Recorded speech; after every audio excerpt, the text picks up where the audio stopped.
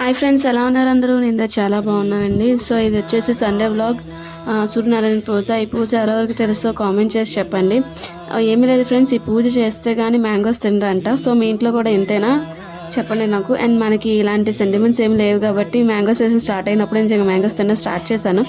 So ఈ పూజకు వచ్చేసరికి సూర్యనారాయణ స్వామికి ఈ పూజ చేసి ఒక నలుగురికో ముగ్గురికో తాంబాలం ఇచ్చి ఇస్తారంట.